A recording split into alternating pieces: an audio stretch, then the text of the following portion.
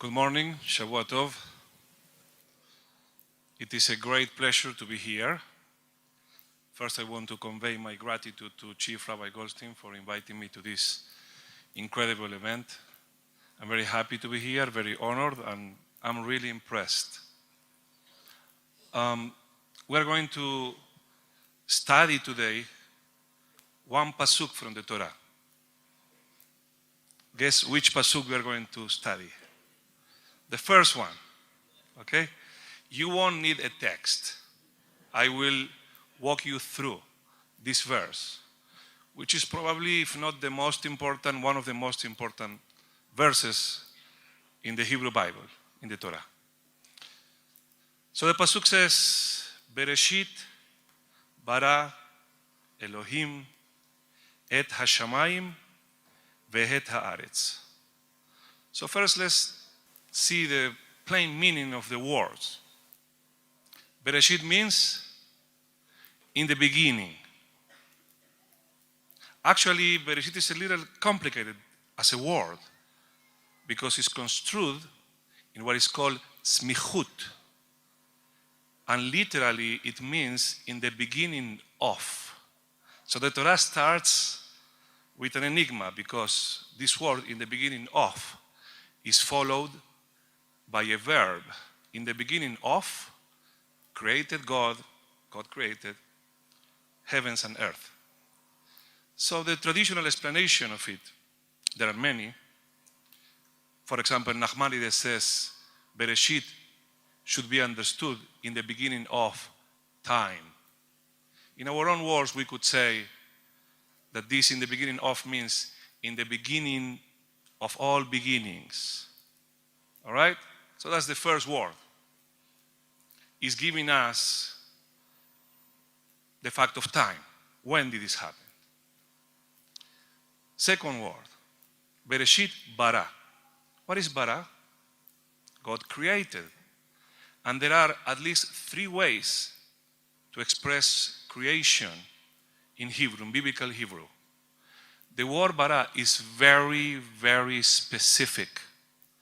The word bara means creation ex nihilo, creating something from nothing previous. This word or this verb, bara, appears 3 times in the first chapter of Bereshit, in the chapter that deals with creation. It is a matter of an exquisite precision of the Torah, as we will see later on, how this verb is used, or when this verb is used. But right now, bara means that Hashem created Shamayim Ba'aretz, the universe, from nothing previous. It's a very important point, because in ancient times, there was a debate about philosophers, scientists in those times, how the world came about. So, for example, Aristotle thought that the world was eternal. Plato thought that there was some primeval matter in a chaotic state from which God created the world. But following Plato's idea, God was not really the creator of the world. He brought order from chaos. He didn't create the world ex nihilo. According to our belief, Hashem created the world from nothing previous.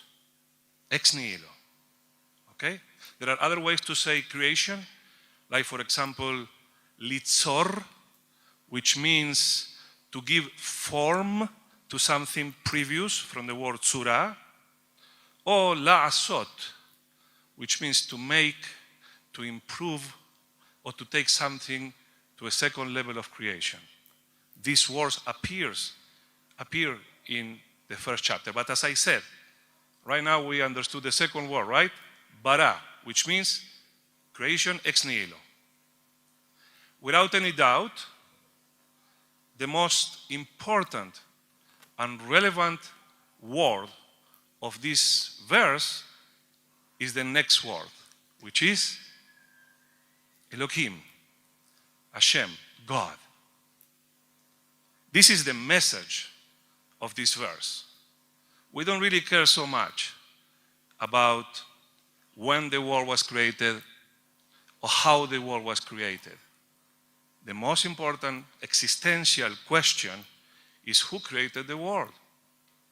If the world is here just by a great mistake, or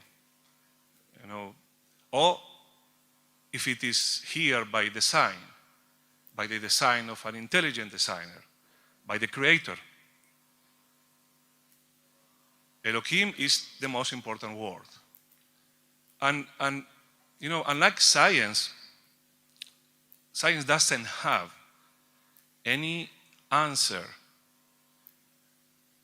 to the existence of something rather than nothing.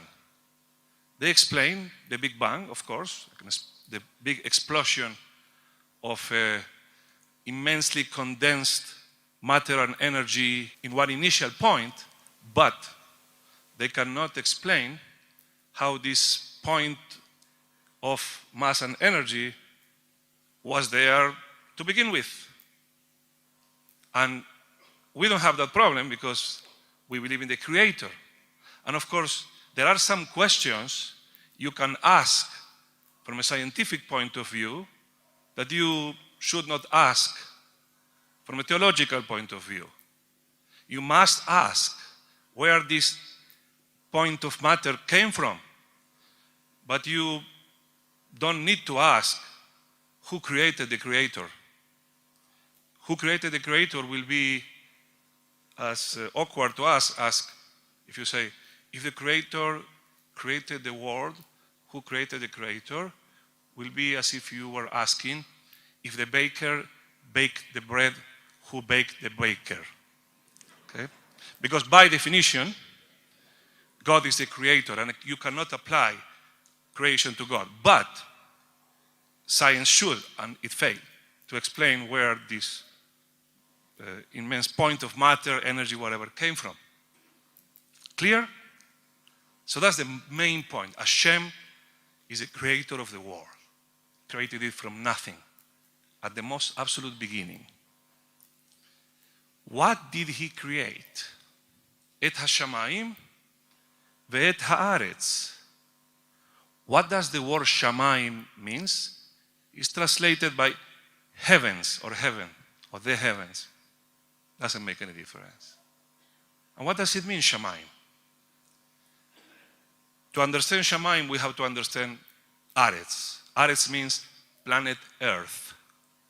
And in this specific context, shamayim, heavens, appears in syntagmatic opposition to eretz, to earth. In other words, heavens is everything in the universe except planet Earth. So, our verse is saying, in the beginning God created et hashamayim, the whole universe. We are talking about 200 billion galaxies with more or less 200 billion stars, each galaxy, with an undefined number of planets around every star. Impossible to fathom, right? But the Torah describes the immensity of the cosmos with just one word, shamayim. Then, although there is no proportion size-wise, the Torah uses just one word, another word, to depict our own planet, ve'et haaretz, and planet Earth. Now, it is a very special planet. Why is planet Earth a very special planet? I'm not talking right now from a spiritual point of view. I'm talking from the point of view of physics, geology, if you wish. It's even astronomy. Why planet Earth is such a special planet. Why? What does it have? Well, that will be the subject of the second verse. The second verse takes the word aretz and elaborates on it. Ve'ha'aretz hayta tohu vavohu, which I don't think I'm going to have time to explain this verse today, or maybe in the second lecture, but just to give you a very brief description of it, very brief. The main point of that verse is that planet Earth has something that till now we have not found anywhere else in the cosmos. Do you know what I'm talking about? Liquid water. Liquid water. And if you pay attention, close attention, because we are reading the Torah, we have to pay attention to every single word. The word water or oceans is mentioned twice in the second verse.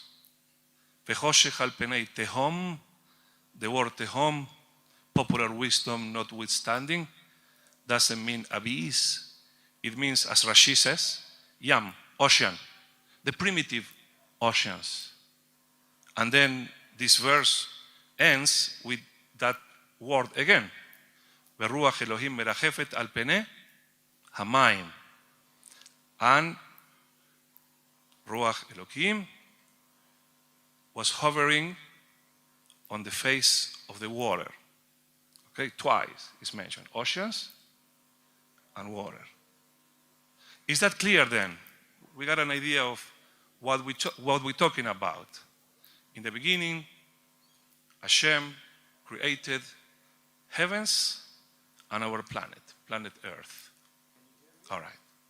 Let's go a little deeper, especially into the first word. The first word, in the beginning. I was always interested, curious, about the compatibility between science and Torah. I'm a Jew, I'm an observant Jew. I believe in our tradition. But as a young man, many years ago, I was moved because I learned about evolution, and I learned about the Big Bang, and I didn't know who to believe. So in my book, Awesome Creation, which is a study on the first 3 verses of the Torah, in the first chapter, I try to analyze Big Bang theory and compare it with what the Torah says. Not from an apologetic point of view, as you will see right now. And I discovered something that I want to share with you. Something about the Big Bang that is not explained in schools or even in college when they describe the Big Bang theory. The Big Bang theory is the closest science has arrived to the concept of creation. It was never such a closest encounter between science, specifically cosmology or cosmogony, and the Hebrew Bible, as with the advancement of the Big Bang theory. Let me explain to you why. Because for centuries, beginning, let's say, with Aristotle, or even before him, in the Near Eastern myths of creation, there was never any description of a point of beginning for the universe. Scientists, philosophers assumed that the universe was eternal. What brought Aristotle to this thought? He saw the circularity of the cosmos. He saw that the sun appears every time in the same place or in a predictable place, and so the moon and the stars and the planets. He saw circularity. So scientifically speaking, from what he saw, the universe didn't have any beginning. And that was the popular wisdom in those days. And we, the people of the book, the people who believed in creation and in the first word of the Torah, which says, in the beginning, there was a beginning, were always on the defensive side. We always defended ourselves. We were apologetic. We had to justify our Torah against the wisdom of science. Can you imagine what would have happened in public schools in, I don't know, in the 15th century? What are you talking about? What's your Torah is nonsense. Look, all scientists are saying that the world is eternal. What makes you think that you will know better? Why would you go with your theology against the findings of science? But what happened? The first word of the Torah was discovered by scientists in 1930. 1930. And the one to whom we owe this discovery was Edwin Hubble. He had a very powerful telescope. So he was the first one to discover that there are other galaxies besides our Milky Way. And he counted like 60 galaxies. We know today the number, right? And he saw something else. Very briefly, he saw that the universe or the galaxies were moving away from each other. And the further the galaxies were, the faster they were going. It took a little 10 years or so until someone called George Gamow elaborated the theory, and it's a very simple thing. You just move backward the film, and if all the galaxies are expanding outward, what would you see if you move the film backwards? That at one point, everything converged into, they say, a ball of fire at the beginning. Then it was like a baseball ball. Then it was like a ping pong ball. This is true. Today they think about a point, but a little dot of mass and energy together. But that's the theory. It's a very simple theory. And they said, at one point, this dot of energy and mass, which is there, we don't know why, or by some quantum miracle, all right, it exploded again by some quantum miracle. They don't say miracle, sorry. I say miracle. But they don't have any answer for this. It exploded and it created everything we see and we don't see in the universe, including life. All right? Now, how to look at the Big Bang Theory from the point of view of Judaism? First of all, I think we should celebrate that science has discovered the first word of the Torah. And that is where I get a little bit upset that in schools or in college, they don't teach you this coincidence between science and the Torah. They don't tell you, look, the Big Bang is a revolutionary theory that discovered or found that the universe had a beginning. It made secular scientists very, very mad. I quote in my book a few of them, like Albert Einstein or Mr. Arthur Eddington. Albert Einstein deliberately kept away from the Big Bang model or any cosmological theory that postulated a beginning. But this was because of the consequent theological implications rather than for any scientific reasons. They understood that the beginning of the universe conveys an idea too close to the notion of creation, you bet. Arthur Eddington admitted explicitly, quote, philosophically, the notion of a beginning of the present order of nature is repugnant to me. I should like to find a genuine loophole. I close the quotations.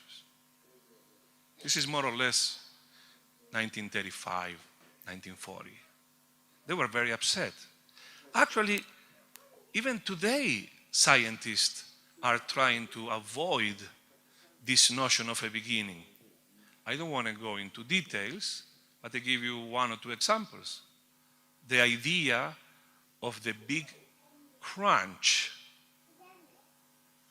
The Big Crunch is an idea completely theoretical with no evidence in physics or astrophysics that in the same way that the universe is now expanding, it will go back again and explode again and in a circular way, which doesn't imply the idea of a beginning. Secular scientists hate the idea of a beginning because a beginning implies a beginner, somebody that began that, implies a creation. Or another theory, I think that Carl Sagan was the first that said this, is the multiverses. There is not just one universe. There are many universes. Is there any proof for that? No. It's just a theory to say that this universe doesn't have anything in particular, especially a beginning. There are many other universes there. Again, no evidences. This is pure faith, if you wish, or bias. Now, as I said, as a Jew, I celebrate that after thousands of years, scientists discover the first word. I'm sure my great-grandparents were always proud of their legacy. And now I can say I'm a prouder. You know, we had this information that only now is discovered, which makes me think also that perhaps today we have some challenges. There are some differences between science and Torah that, to tell you the truth, I don't have the absolute response for them. But what makes you think that we need to find all the responses today? The nature, the very nature of scientific research is that progress is made in science as scientists discover some previous flaws in previous beliefs. That's the nature of science. And the bigger the flaw, the previous mistake, the bigger the discovery will be. So if I don't find all the answers today, it's fine. Maybe my son will do it. Maybe your son. Maybe your grandchildren. But the Torah is emet. The Torah is truth. It doesn't change. There is no progress in that sense that we amend the Torah all the time. We never amended it. Can you imagine if somebody would have said in the 15th century, let's accommodate the Torah to the scientific knowledge. Let's change a little bit, just the first word. Forever God created heavens and earth. Let's do that. Why not? We have to take into consideration scientific knowledge. We didn't. Okay. So, this is the big coincidence between the Big Bang and what our Torah says, right? What are the differences? Let me point out to two differences.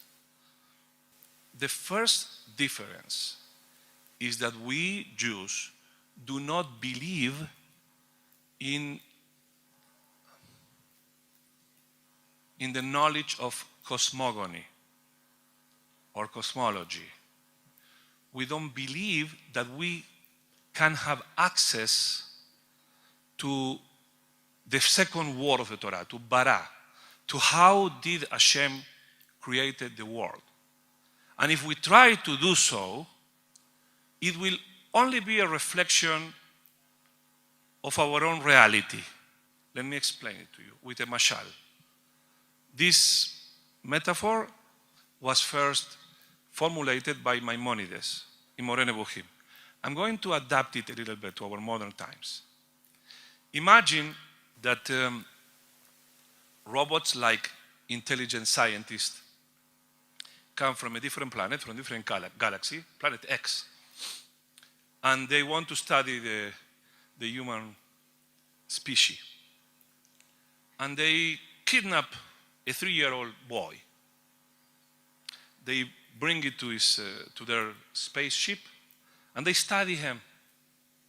And they see that this boy, Adam, he eats with his mouth, he breathes with his nose, and he drinks, he needs water, he moves around, he talks, and he expands, he grows. So after 1 month, they give it back to his desperate mom, and now they take all the results to their planet, and they start to elaborate their theories about the human species, about humans, humankind. So they present their facts and their research, and they say, you know, humans, they eat, they drink, they think, they have a circulatory system, respiratory system, they have a heart, they have this, they have that, and they also grow. So let's talk about growing. We found that Adam grew 0.8 centimeters in 1 month. Our assessment then is that humans grow 10 centimeters every year. Our assessment then is that Adam in 10 years is going to be 1.5 meters, and in 20 years 2.5 meters, in 30 years 3.5 meters, and in 40 years 4.5 meters, and so on. Are they going to be wrong? Yes or not? Methodologically, no. Methodologically, they are okay. They are right. Because they are just taking the facts they have seen in the growth of Adam, and they just extrapolate. Very simple. But we know the facts, and they are wrong. Let's take it to the other side. Now they want to investigate or to research how was Adam born. What do you think a scientist from planet X can figure out about the birth of Adam? Question: could he ever think or fathom pregnancy? Is that possible for planet X scientists? Absolutely not. At least because of 2 factors. Number 1, because all the laws of pregnancy contradict the laws of physiology. If some crazy guy will come and say, oh, maybe he was in the womb of another human being, and this is how he was born. Are you crazy? We saw that Adam needs to eat and drink and breathe. That's impossible. What are you talking about? Come on. What would be the logical conclusion of planet X scientists? That Adam, of course, was, if growing right now, he was smaller and smaller and smaller and smaller. At one point, he was as big as a baseball ball, and then as a ping pong ball, and then he was 1 centimeter tall. That's the logical conclusion, that's the extrapolation that you would do. And they would have to explain how his organs function and worked with this immense density. It was eating 0.0000001 millimeter of food and 0.00001 of water, etc., etc., etc. That's all the conclusion I can get. What else is missing? What else is missing here? What other information is missing from this scientist? They never saw a woman. They don't know all the facts. They will never imagine pregnancy. That's the mashal, that's the metaphor.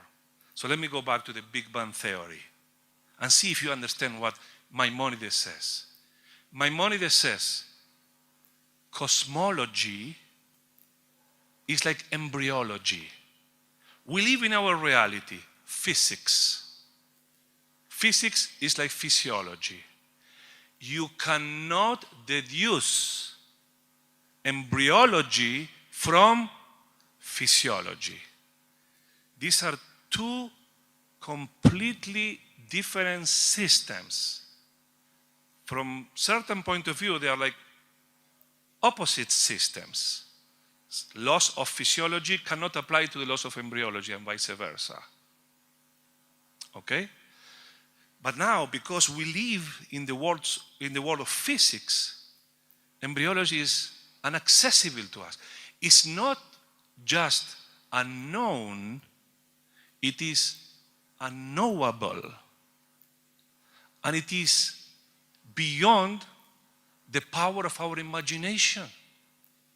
You understand?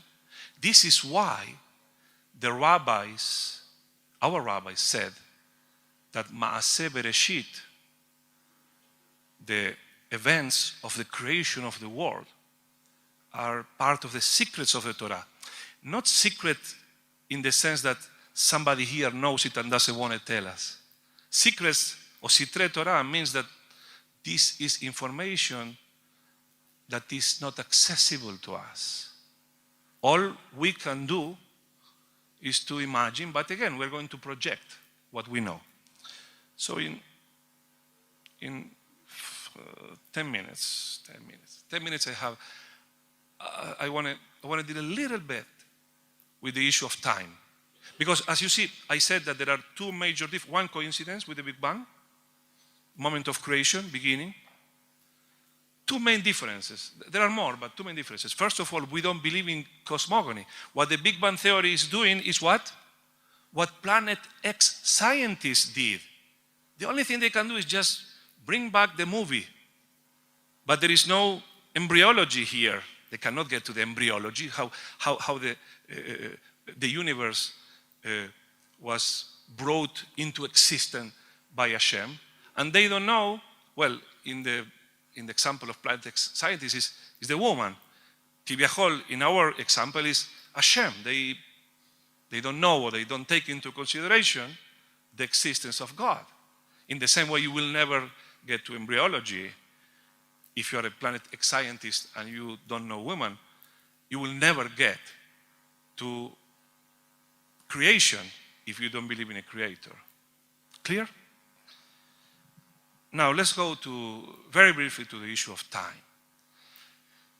In my book, I write like 5 different answers. Things that I have answered for myself, for my own curiosity. So I'm going to give you 1 or 2 answers, which perhaps each one of these answers does not answer everything, but it's a beginning. The first answer is taken from Chazal, from our rabbis, from the Talmud. They explained what did the world look like when it was created. And of course, they based themselves in a pasuk. The Torah says that Hashem created the fruit trees loaded with trees. Pasuk 12, verse 12 in chapter 1. What does it mean that they were loaded with trees, with fruits? Fruit trees loaded with fruits. Etz peri ose peri lemino. It means, they said, that kol ma'asei bereshit bekomatan nibra'u. All the creations of Bereshit were created in their final stature. They were created already evolved. So the tree was not created as a seed, was a sapling. It was created as an evolved tree with fruits and everything. Chachamim said, everything in creation was created like that. So we Jews, we don't have the question of the chicken and the egg. The chicken was created as a chicken, not as an egg, because the evolved state of the chicken is as a chicken. Let me introduce you to this man here. Do you see him? Adam HaRishon, the first man. Now, what do you see? It was created 5 minutes ago. Take my word for it. 5 minutes ago. I want to ask you, what do you see? Do you see a baby here? Do you? Right? Do you see a 8 years old boy? 13, bar mitzvah? 18? Well, the Gemara says, the Talmud says, that it was created with the body of a 20-year-old young man. 20 years. You will be seeing here a young man. But I know it was created 5 minutes ago. But it was created with a body of 20. Kol ma'aseh bereshit v'komatan nibra'u. It was created already evolved. Now you are scientists, honest scientists. And I built a time machine. And I'm bringing you here to examine Adam HaRishon and to tell me, according to your honest assessment, how old do you think he is? What would you say? Would any of you say that this young man is 5 minutes old? Would you? No one. If you're an honest scientist, you will say, well, between 18 and 22. That's what you will say. You will measure his bones, and that will be probably your own conclusion. Now, let's go to the facts. Is Adam HaRishon 5 minutes old or 20 years old? Both. If creation happened, if creation ex nihilo happened the way our rabbis said, that everything was created, evolved, then necessarily you will find always two different ages simultaneously. He's 5 minutes, factually 5 minutes old, but he has a body, or he is, it's a game of semantics, he's 20. He has a body of 20. So both ages are right, are not only right, they are necessary.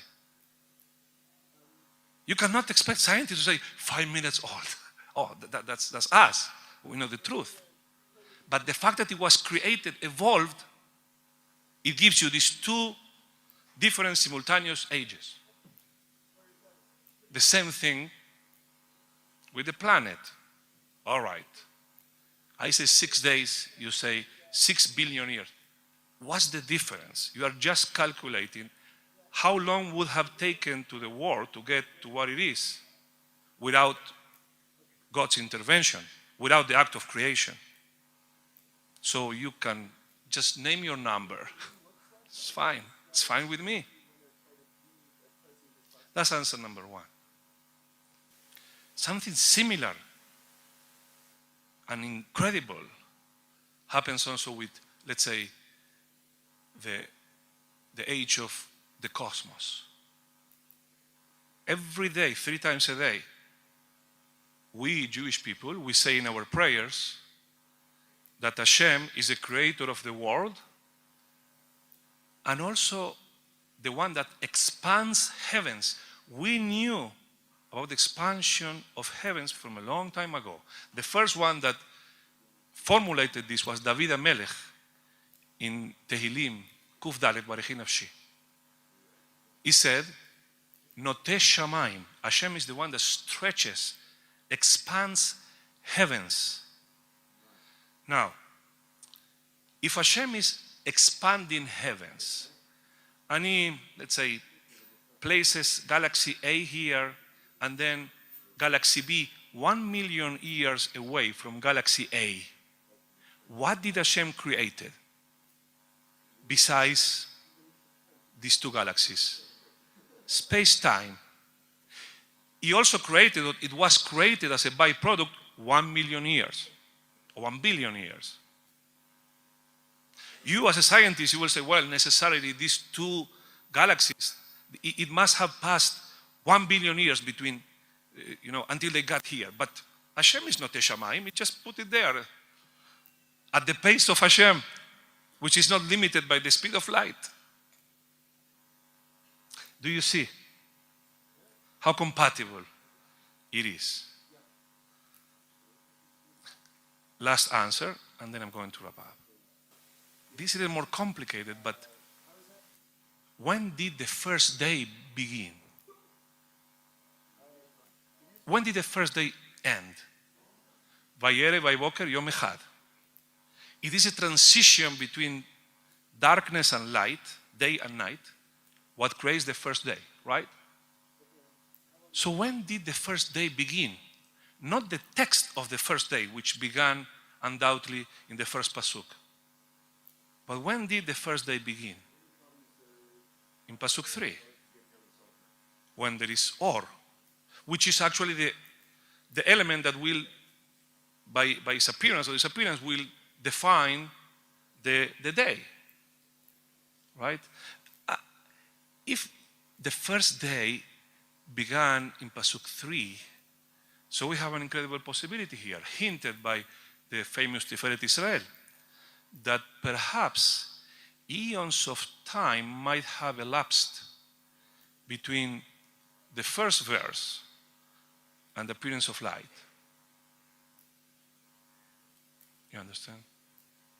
I will just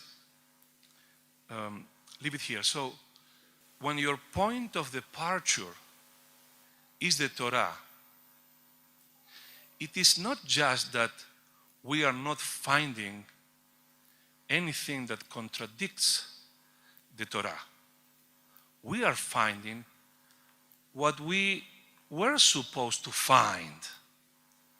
We are finding this discrepancy in ages. We were supposed to find that. But again, that's our point of departure, our Torah that doesn't change. Thank you very much for your attention. Thank you.